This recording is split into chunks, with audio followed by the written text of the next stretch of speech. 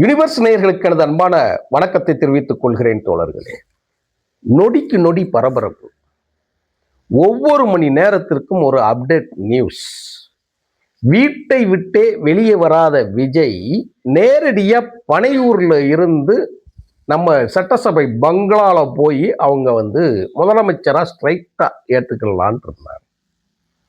ஆனால் உங்களை ஆட்டுவிப்பார் இல்லையா, உங்கள் தலையில் எழுதி இருக்கிறது என்று நீங்கள் நினைக்கிற அந்த விஜய் இருக்கு இல்லையா, அந்த நம்பிக்கை இருக்குது இல்லையா, நீங்க நம்பிய கடவுள் இருக்காங்க இல்லையா, நீங்கள் நம்பிய உங்கள் ஜாதி இருக்குது இல்லையா, ஆனா உங்களை எல்லாம் ஆட்டுவிக்கிறதுக்கு ஒருத்தர் மேல உட்கார்ந்துருந்தான்ல, அது என்னங்கிற புரிதல் எங்களுக்கு இருந்ததால் தான் எந்த விதமான குழப்பமும் இல்லாம உங்களை ஆதரிக்கிறேன். நான் முகநூல்ல எழுதியிருக்கு ஒரே வரி, அது எப்படி திமிங்களோ அப்படின்னு சொல்லி போட்டு நான் ஒரு தமிழ் எழுதியிருக்கேன். நாங்கள் ஜாதி மதத்தை பார்ப்பதில்லை, நீங்கள் பிறந்த சாதியின் அடிப்படையில் தான் திருச்சி தொகுதியில் நீங்கள் நிற்கிறீர்கள், நீங்கள் ஏற்றுக்கொண்ட மதத்தின் அடிப்படையில் தான் சென்னை பெரம்பூர்ல நீங்க நிற்கிறீங்க. இதைத்தான் நாங்க சொல்றோம். எந்தெந்த தொகுதியில் எந்தெந்த சமூகத்தை நிறுத்த வேண்டும், எந்தெந்த தொகுதியில் எந்தெந்த வேட்பாளர் ஒரு பெரிய அளவுல இருக்கிறாங்கன்னா அவங்களுக்கு எதிராக ஒரு இல்லை, அதுதான் ஸோ நீங்கள் எல்லா விதமான ஒரு அரசியலோட ஸ்டாட்டிஸ்டிக்ஸ் அதெல்லாம் கரெக்டா எடுத்துத்தான் நீங்க போட்டிருக்கீங்கிறதுக்கு பல்வேறு தொகுதிகள், ஏன் நான் இந்த பேசக்கூடிய எங்கள் ராஜபாளையம் தொகுதியில் கூட அது உண்டு. பார்க்கலாம், வெளிப்படையா இருக்குல்ல, பேசலாம். இப்ப என்ன நடந்துருச்சு, இப்ப நீங்க நேரா அறுதி பெரும்பான்மை பெறாமல் இருப்பதில் பெரிய கட்சியாக இருந்திருக்குது. அது எப்படி திமிங்களோங்கிற மாதிரி கம்யூனிஸ்டுக்கு 2, விடுதலை சிறுத்தைக்கு 2, இந்திய கம்யூனிஸ்டுக்கு 2, 25ல காங்கிரஸ்க்கு 5. அது எப்படி யாருமே அதிமுக கூட்டணியில் இருக்கக்கூடிய பாட்டாளி மக்கள் கட்சியோ, அப்படி இல்லை என்றால் தினகரனோ, அப்படி இல்லை அப்படின்னா இன்னப்புற கட்சிகளையோ அதிமுக கூப்பிடாம அப்படி நடக்குது. எப்படி அப்படி இருந்தா நீங்க ஆட்சியை தேவைன்னா திமுக இருக்கக்கூடிய கூட்டணி கட்சிகள் மட்டுமே நீங்க கூப்பிடுறதுக்கு என்ன காரணம் இருக்கு? கொண்ட வெளியே வந்துடும் தானே. அதிமுகவில் இணைந்து வெற்றி பெற்ற பாட்டாளி மக்கள் கட்சியை வெளிப்படையா கூப்பிடல, நீங்க வெளிப்படையா கூப்பிடல, உள்ளுக்குள்ள வெளிப்படையா ரெக்கார்ட் படி கிடையாது. அந்த இருக்கு பேப்பர்ல, இன்னைக்கு இருக்கக்கூடிய அத்தனை பேப்பர் செய்தியிலே இருக்கு, எந்த விதமான ரெக்கார்டு நம்மகிட்ட கிடையாது.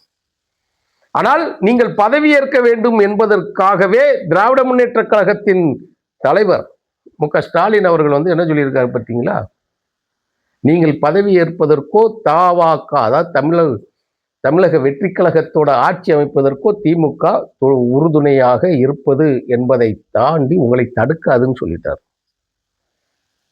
நாங்கள் எந்த விதமான சூழ்ச்சியில் ஈடுபட மாட்டோம்னு சொன்னாங்க. ஆனா நீங்க நேரம் என்ன செய்றீங்க, யாருமே கேட்காம காங்கிரஸ் கட்சி நேரம் உள்ள உங்களை ஆதரிச்சிருச்சு, யார்கிட்டையும் கேட்காம ஆரம்பிச்சிருச்சு. அதோட விளைவு இப்ப நீங்க அனுபவிச்சுக்கிட்டு இருக்கிறீங்க. நான் இப்பயும் சொல்லுகிறேன், இதிலும் சொல்லுகிறேன், இதில் ஒரு நாடகம் நடந்து கொண்டு இருக்கிறது என்பதில் எந்த விதமான நம்பிக்கை எனக்கு எந்த விதமான சந்தேகமும் இல்லை. அது எப்படி திமுக இருக்க கூட்டணியை மட்டும் நீங்க கேட்டு அவங்களுக்கு மட்டும் நீங்க பிரச்சாரம் நீங்க வெற்றி பெற்று அந்த ஆதரவோடு நீங்க ஆட்சி அமைக்கணும்னா இந்த லைன் கொட்டேஷன் இது எப்படி நடக்குது? ஏடிஎம்கேல இருக்கக்கூடிய யாரையும் கூப்பிடலன்னு சொல்லி நான் இப்ப சொன்னேன் இல்லையா.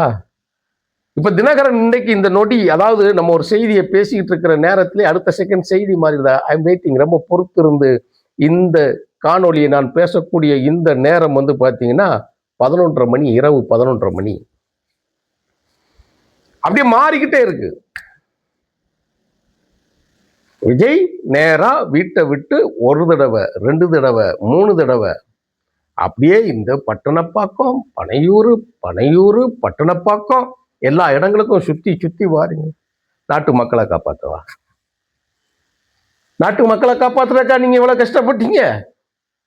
கட்டிய மனைவியும் பெற்ற பிள்ளைகளையும் தெருவில் விட்டு வீட்டுக்குள் இருப்பதற்கு இடம் கூட கொடுக்காமல் இருந்து விட்டு இந்த மக்களை பாதுகாக்கணும்னு சொல்லி நம்புறாங்களே, அதை நினைக்கும் போதுதான் எனக்கு ரொம்ப சந்தேகமா இருக்கு, வருத்தமாகவும் இருக்குது. இதுல நேரடியா கம்யூனிஸ்ட் ஆதரவு, இப்போ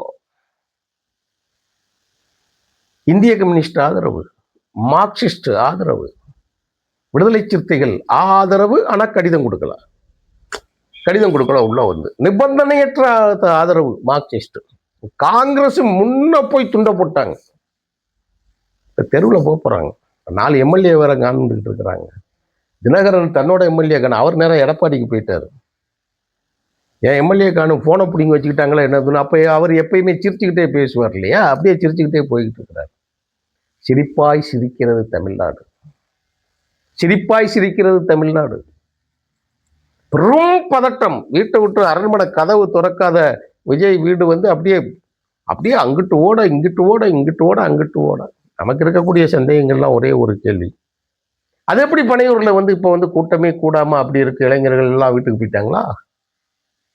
அத்தனை பேரும் விஜயை பார்க்க வரலையா? ஆக்சுவலா அவர் முதலமைச்சராக ஆக போகிறான்னு தெரிஞ்ச பிறகுதானே உங்களுக்கு கூட்டம் கூட்டம் கூட்டம் கூட்டமா வரணும். ஏன் வரல கூட்டம்? நான் கேட்கறது முக்கியமான கேள்வி. ஏன் அந்த கூட்டம் இப்பொழுது விஜய் வீட்டுக்கு முன்னால் வரல? விஜயே போராடல, காங்கிரஸ் போராடுது. விஜயை முதலமைச்சராக்குங்க. ஆளுநர் அட்டூழியம் பண்ணுகிறார், கூப்பிடாம விஜயை கூப்பிட. என்னையா கணக்கு இது? ரொம்ப ஆச்சரியமா இருக்கு. நீங்க புரியுதுங்களா? பாஜகவை விட பயங்கரமான கட்சி. பாஜகவுக்கு ஆலைகளில் உற்பத்தி செய்யக்கூடிய பொருள்களை போல் காங்கிரஸில் இருந்து உற்பத்தி செய்துதான் பாஜகவுக்கு அனுப்பி விடுகிறார்கள். அதுதான் இப்ப நடக்கா. இங்க ட்ரைனிங் எப்படி எப்படியெல்லாம் துரோகம் பண்றது, எப்படி எப்படிலாம் வஞ்சனம் பண்றது, எப்படி எப்படியெல்லாம் சினம் தீர்ப்பது, எப்படி எப்படியெல்லாம் பழி வாங்குவது, எப்படி எப்படியெல்லாம் ஆபத்தை உருவாக்குவது அப்படிங்கிறது தானே நீங்க எப்படி வச்சிருக்கிறீங்க. இப்போ அதான நடந்திருக்கு. இப்போ ஆளுக்கு முன்னாடி போய் ஓட்டுல மைய ஆறலங்க. எங்க பாருங்க, மைய ஆறலன்னா அதுக்குள்ளே நடந்துருச்சு கூட்டணி மாற்றம். தேவையில்லை, போயிட்டாங்க. அதிர்ச்சி அடைஞ்சு போயிருக்க திமுகவுக்கு இது வேணும். அதுதான் சொன்னேன். நான் சொன்னேன், நீங்க வந்து காலித்தனம் செய்யுங்கிற வார்த்தையை விட்டு போட்டு நான் சொன்னேன் காலை வாரும் காங்கிரஸ் அப்படிங்கிறதான் தலைப்பு போட்டோம். போன காணொலியில வந்து போட்டோம்.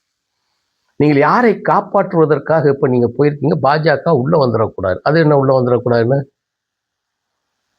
அவரே பாஜக, அவரே பாஜக வந்து இப்ப வரைக்கும் அவர் எந்த விமர்சனம் பண்ணி பேசல. அவரை நீங்க எங்க காப்பாற்ற போறீங்க? இந்த நிமிஷம் முறை கூட அவர் பேசலையே. ஐயா, ஆளுநர் எங்களை ஏன் அனுமதிக்கவில்லை, எங்களை ஏன் அழைக்கவில்லை, சத்தம் போட்டு பேசவே இல்லையே, போராட்டத்துக்கே வரலையே. பிறகு எப்படி காங்கிரஸ் அத்தனை பேரும் போடுது?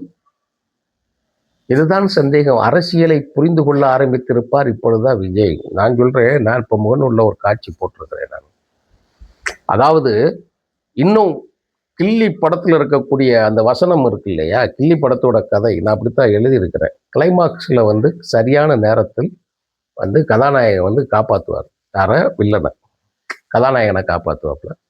கில்லி படத்திலும் அப்படித்தான் நடந்திருக்கு. நான் அதைத்தான் எழுதியிருக்கிறதான் சொல்றேங்க, நான் எழுதினதான் சொல்றேன். கில்லி படத்திலே அப்படித்தான் நடந்துச்சு. கிளைமாக்ஸ் காட்சியில வந்து விஜய் வந்து அப்படியே கபடி கபடி கபடின்னு போட முடியாம இருப்பாரு. பெத்த அப்பா வந்து அப்படியே சைலண்டா ஓரத்துல வந்து நிப்பாரு, அப்பயும் எந்திக்க மாட்டாப்ல. பெத்த தாய் வந்து நிப்பா, அப்பயும் எந்திக்க மாட்டாப்ல. தங்கை வந்து கத்துவா, அப்பயும் எந்திக்க மாட்டாப்ல. வந்துரு வந்துரு வந்துருன்னு கப்பா. ஆனா வெளிநாடு போன த்ரிஷா வந்து நேரடியா கிரவுண்டுக்கு வந்து உட்காந்த உடனே உடனே விஜய் எந்திரிச்சிருவாரு. எந்திரிச்சு கபடி கபடி கபடி கபடின்னு போய் எல்லாத்தையும் காப்பாத்திடுவாரு. அதான் சொன்னேன். துவக்கத்தில் யாரும் அழைக்காமல் எந்த விதக்கும் இல்லாத ஒரு இது த்ரிஷா வந்து சரியான நேரத்தில் காப்பாற்றுவான்னு சொன்னோம் இல்லையா, அதே மாதிரி இந்த விஜயை காப்பாற்றுவதற்கு எல்லா விதமான நாடகங்களும் எல்லா விதமான காட்சிகளும் அரங்கேறிய பிறகு கடைசி நேரத்தில் த்ரிஷாவை போல், அந்த கிள்ளி கதைத்தாங்க சொல்றேன், நான் இதுகளில் சொல்லல, கிள்ளி கதையைத்தான் சொல்றேன். த்ரிஷாவை போல் வந்து நின்ன உடனே அப்படி எந்திரிச்சு வந்து ஆட்சிக்கு போயிடுவாரு. தமிழ்நாட்டு மக்களை எல்லாம் அப்படியே காத்து எல்லாருடைய அக்கௌண்ட்ல வந்து மாசம் 2500 ரூபா, வீட்டுக்கு சிலிண்டரு, வேலையில்லா பட்டதாரிக்கு 4000 ரூபா சம்பளம், எல்லாம் வீட்டுக்கு வந்துடும். யாருக்கெல்லாம் தேனாரும் பாலாரும் ஓட போகுது, எல்லாமே முடிய போகுது. அப்படித்தான் நீங்க நம்பிக்கிட்டு இருக்கிறீங்க. வீட்டுக்கு ரேஷன் கார்டில் ரேஷன் பொருள் வருதான்னு பார்த்துக்கோங்க. 1000 ரூபா பணம் வருதான்னு பார்த்துக்கோங்க. முழு பயணத்திற்கு உறுதி செய்யப்பட்டிருக்கிறதா பார்த்துக்கோங்க. அதைவிட முக்கியமாக ஒன்று சொல்லுகிறேன் தோழர்களே, அது மிக மிக முக்கியமானது.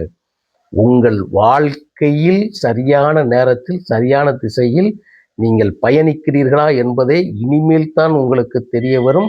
சின்ன பைகளோட வெள்ளாமை வீடு வந்து சேராது என்பதை போல் நீங்கள் விளையாட்டாக நீங்கள் செய்தீர்கள் என்ற நம்பிக்கையோடு இருப்பவர்களுக்கு பேர் ஆபத்தில் கொண்டு போய் இந்த தமிழ்நாட்டை நிறுத்தியிருப்பதை கூடிய விரைவில் உணர்வீர்கள்.